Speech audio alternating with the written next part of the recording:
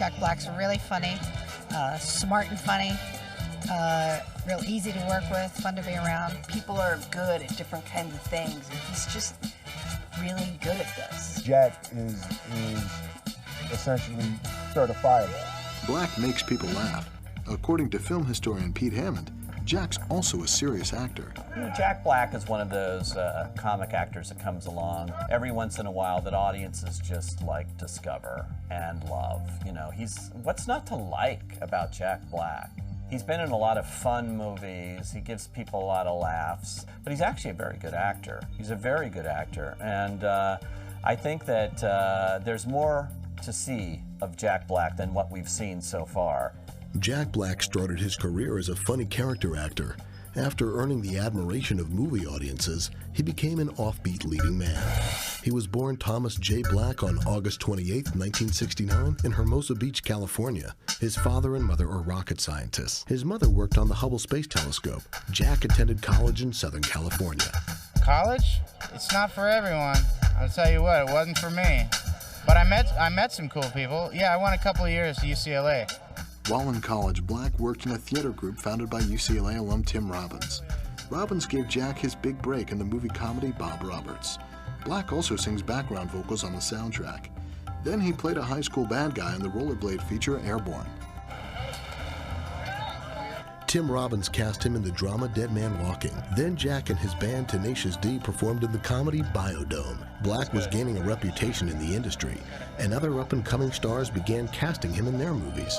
Ben Stiller gave him a co-starring role in The Cable Guy. Tim Burton put him in Mars Attacks. He worked on a Wesley Snipes drama, The Fan, directed by Tony Scott. He also appeared in the thriller The Jackal. In 1998, Jack worked with Tony Scott again in the Will Smith thriller Enemy of the State. Either he's getting ready to do something with it, or he doesn't know he has it. Or he doesn't have it. Now 30 years old, Black was making a living, but he wasn't famous. After Enemy of the State, writer, director, actor Tim Robbins hired him for the drama about art and politics in the 1930s, Cradle Will Rock. John Cusack co-stars. In 2000, John Cusack produced his own movie, High Fidelity, and suggested Black for a co-starring role. Jack plays a caustic record store clerk. It's really a fun character to play. He's so mean, and he gets so much pleasure from that. Something really great about that. Now, I know we don't have any customers, but I thought that was, a bad thing, not a business strategy. I'm not as mean as that. I don't really...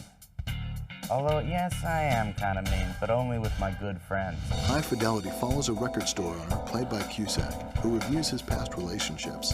The comedy is directed by Stephen Frears, who asked Cusack to go the extra mile in order to get an on-screen reaction from Black. There's this one time John slapped me around a couple times, and I was really angry at the time because I was like, excuse me, that kind of stung. Cut. I said, cut, Stephen. What up with the slap? No, I didn't do that. But then I saw it in the film and I was like, wait, that's really funny. I'm still a little mad at it. If you want people to be startled, you create something startling. It helps them. Both Black and Cusack were pleased with Frears' direction. He sort of sees himself as sort of an alchemist. He lights little fires over here, and he'll push you in this direction here, and there's always some master plan. He put me at ease. Whether that was by insulting me or by just being kind to me. He would use different techniques to just relax me. And I don't know if there's a more important thing to have. Frears and Cusack encouraged Jack to improvise. There's some physical improv, but I stuck to the script. They encouraged me to lose my mind. I went completely cuckoo for Cocoa Puffs, and then they would rein me in. Say, come on, Jack, bring it down. 3.5 notches. Black's performance in High Fidelity impressed critics, and the comedy earned a cult following. John Cusack, who is never uninteresting as an actor himself, he had this film stolen by Jack Black, and I think that's where people really saw Jack Black. And the reason why Jack Black works so well in High Fidelity is he's authentic. It's been a crazy ride since then. Gotten a lot of good opportunities. Jack Black was building his career. He followed High Fidelity with the comedy Saving Silverman. Black and Steve Zahn play guys who try to save a buddy from marrying the wrong woman. Jason Biggs co-stars. It's a very real theme, I think, and real characters. Of course, we exaggerate the situation for the sake of comedy, but it's different because it's funnier than all the other teen movies that are out there. Man, plain and simply, this is just funny. I could maybe put together a better dream cast if you did give me, over any period of time. But right now in 2000, yeah, I put us up against any trio of comedic actors. We'll go at it in a cage. Just act off. Another cast member, Amanda Peet, beats up Jack in the movie. After saving Silverman, Black appeared in the drama Jesus' Son. In 2001, he became a leading man with a starring role in the romantic comedy Shallow Hal. Bobby and Peter Farrelly directed the movie about a guy who's hypnotized into only seeing a woman's inner beauty. I like the track. Oh, she's a gambler. Jack Black sees a woman who's 120 pounds, and he falls in love with that woman. He's a shallow guy, and it's him coming to the terms with the reality that she is not what he thinks she is, but being so in love with what's in there that, you can't let her go. Farrelly chose Jack Black for Shallow Hal after seeing him in another comedy. Saw him in High Fidelity. We were looking for somebody at that time. I was with my wife. I thought, this is a guy. He's perfect because it was the exact look we wanted. He had a real confidence. He was able to put his personality up there. He's much softer in this movie than he was in High Fidelity, but you could see he could carry a movie. What's up? What did you want to talk to me about? Shallow Hal co-star Gwyneth Paltrow is an Oscar winner. When a talent like mine comes along, it takes a talent like Gwyneth's to match it. They have 100,000 women and children who need medical attention and food, and they want my help. How could you be so selfish? I'm not that comfortable around Gwyneth for some reason. She's too pretty or something, and it's hard to function around. You know what I mean? Around women that like stunning, it's like Fumbalaya. But when she's in the fat suit, it's like, yeah. So what's that? During the Shallow Hal premiere, which Black attended with his girlfriend, actress-comedian Laura Keitlinger, he was asked whether there would be a Tenacious D movie. It is not ready. It needs more works. But let me just say that there will be no D wine until it's D time. Shallow Hal made money and was the most watched pay-per-view movie of 2002. Black's paycheck was $2 million. Next, he made the comedy Orange County, written by his next-door neighbor, Mike White. And then this was one of those weird experiences where everybody you hoped would do the movie ended up doing the movie, so it was a lucky day.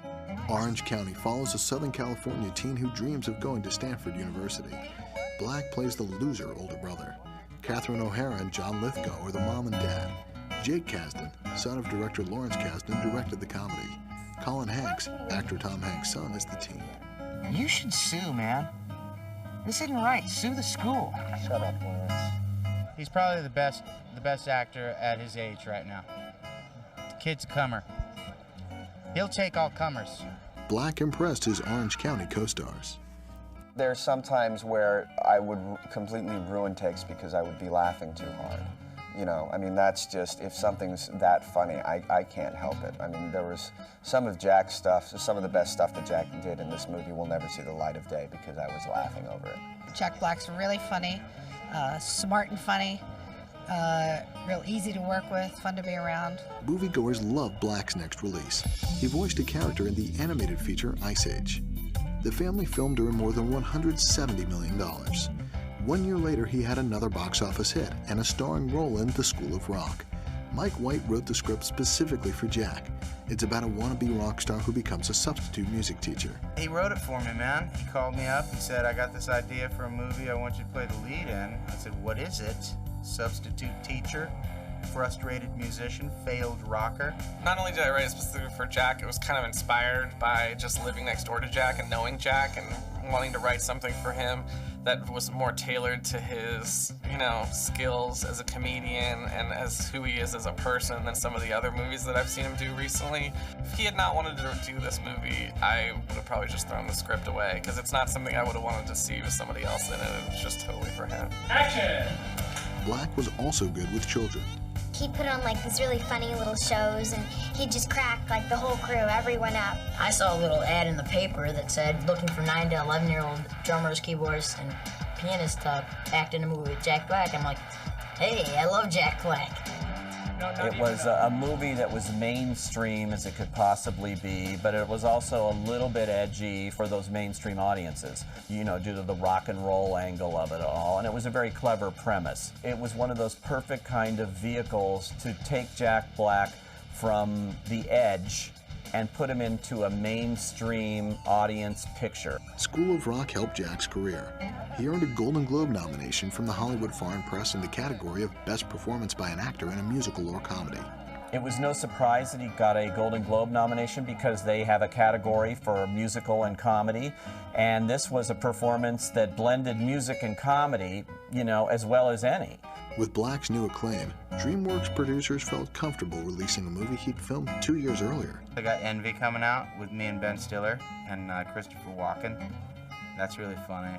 Test audience response had been so poor, Envy was originally headed straight to video.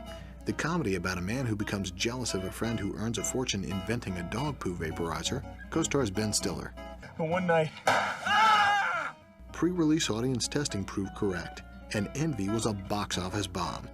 Black followed with an uncredited role in Will Ferrell's comedy Anchorman, The Legend of Ron Burgundy, and by voicing the character of Lenny the Shark in DreamWorks' animated feature Shark Tale. I love you, man. You're my new best friend. It's just crazy to see yourself, you know, that's your voice coming out of this crazy animal creature. It's kind of a thrill. Black recorded some of his lines with co-star Will Smith, who plays Oscar. Whoa, whoa, whoa, whoa, what's all this about weed? I don't want any part of this. Too late, veggie boy. They'll be looking for you too. Jack is essentially certifiable. It was important to get in the room together to capture some of that crazy. It was great for me to be able to plug into his energy in trying to make those scenes special. We had some good, funny riffs. Most of the time, I just work by myself, though. That's the way it goes, I think, most of the time with animations, because it's hard to get all the actors together at the same time. It was pretty fun doing it that way, actually, because I could take as many takes as I wanted. I could take as long as I needed on every line. Get a hold of yourself, man! This is no time you act crazy! Black and Will Smith were asked to improvise their lines. They're really looking for the actors to bring to life. They're looking for us to say something or do something or create something or give a spark that creates another idea. I would always do it the way they wrote it, and then I would say, hey, can I try this over here? And they'll, of course. They encouraged that, yeah, to bring your own personality to the thing. Shark Tale took a bite out of the box office, as did Black's next release, King Kong, a 2005 remake of a classic 1930s horror thriller about a giant gorilla. Playing filmmaker Carl Denham, Jack convinces a group of actors to visit a mysterious island. He makes these sort of jungle documentaries, wildlife. He captures wildlife on film. He's sort of a struggling artist. He has a huge ego. He thinks he's a genius and deserves, you know, great recognition. But the reality is not so great. King Kong had an estimated budget of more than $200 million. Director Peter Jackson of Lord of the Rings fame was scrutinized by the industry as he made the feature.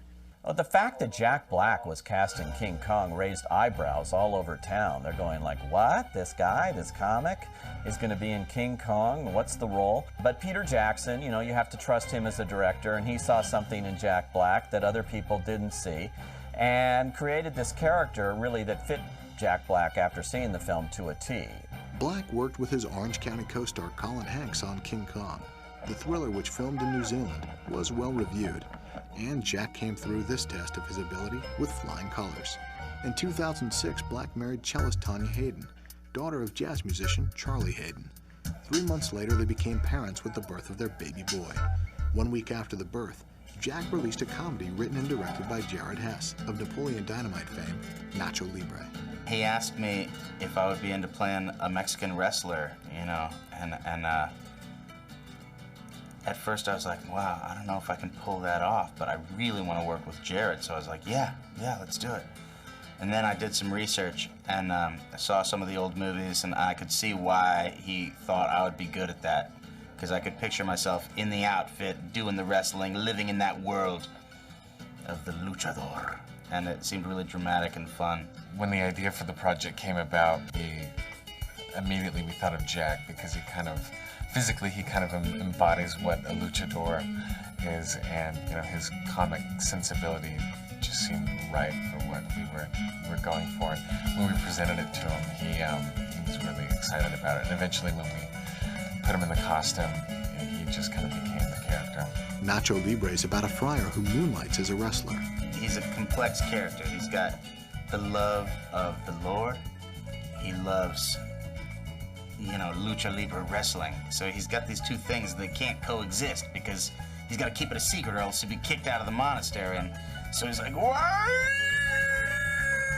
does he have these two yin and yang warring things in himself? And that was probably the coolest thing about playing it.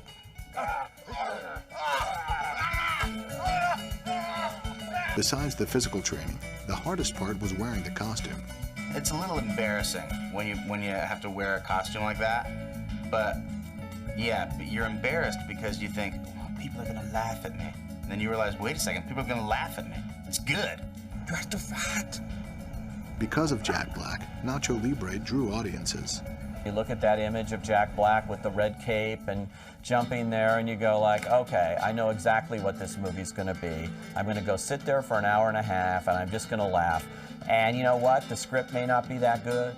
The production may not be that good, but you're gonna know that one thing is good about that movie. Jack Black sort of raises the bar a little bit. Nacho Libre filmed in Mexico.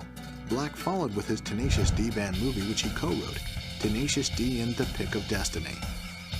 From whence you came, you shall remain until you are complete again! When you're making a movie, you gotta wake up at the crack. When you're making a record or going on a concert tour, you don't have to do anything until like 4 in the afternoon. It takes some more discipline. It takes some more determination and patience. Tenacious D in The Pick of Destiny was a flop, and Black, who co-wrote the screenplay, vowed to give up screenwriting forever. He called it a body blow. Despite this setback, 2006 was a productive year for Jack. He also made a romantic comedy with Cameron Diaz, Kate Winslet, and Jude Law, The Holiday. The two parallel stories of two different women, heartbroken and looking for a new start. I just thought it was pretty brilliantly written. The Holiday director Nancy Myers created the well-written script with Jack Black and his co-stars in mind. Now directors were casting Black in more serious roles, including a turn as Jennifer Jason Leigh's fiance in Margot at the Wedding. Well, I am ultimately one of them. You shouldn't have made me shave the stash. Yeah, right. The script, the character is just a different part from anything I've played before. It's a great, complex sort of combination of you know, insecurities, and I was dying to do the part. The impressive Margot at the Wedding cast also includes Nicole Kidman. The three stars lived together during filming in order to perfect their roles as a dysfunctional family. Black followed this drama with a comedy, Be Kind, Rewind, and an animated feature, Kung Fu Panda, in which he plays a reluctant warrior named Po. Monkey. Mattis. Poe's like a big kid, so I think kids will relate with Poe's journey. You know, he wants to be a Kung Fu master, and he's on this kind of quest to do that, and kids who, you know, want to do whatever they want to do will find some inspiration in that. Kung Fu Panda was nominated for a Best Animated Feature Academy Award. Jack's next award-winning comedy, Tropic Thunder, co-stars Robert Downey Jr. and Ben Stiller as actors shooting a big-budget war movie. Stiller also wrote the script. You get the feeling while you're reading most scripts that they're trying to make the studio happy and keep it family-friendly and funny in a kind of generic way, whereas this script was just flat-out hard laughs. And I knew when I read it, I was like, well, I have to do it, even though I know Ben's not going to pay me what I usually get. Tropic Thunder was a very physical shoot, and Jack endured most of it with bruised ribs. Then he returned to biblical times for the comedy feature Year One. Yes, I entered the Holy of Holies, and lo, I did not die. It was just fun tackling biblical themes and biblical tales that everyone's really familiar with and putting a funny spin on them. It was cool. It's what attracted me to the project. Jack Black turned 40 after the release of Year One. He followed with a title role in the movie Gulliver's Travels. While it took him more than a decade to become a leading man, once audiences discovered Jack Black, they gave him their allegiance. Now this famous actor has a future in the industry and the option of proving himself with more diverse roles. I just want to see him stretch a little more, and I think he's certainly capable. He's a really fine actor. He really is. He's got the training. So he's really honed his craft, and he just has to watch it that he doesn't let a Hollywood system pigeonhole him and push him into a corner that's hard to get out of. I wanted to be an actor. It's not the safest, most secure thing to go after. You gotta follow your heart, what you really love to do, what you really want to do, and that takes courage. Thank you for watching this Jack Black edition of MovieStar. Join us next time for another inside look at your favorite stars of the big screen. Nice to meet you.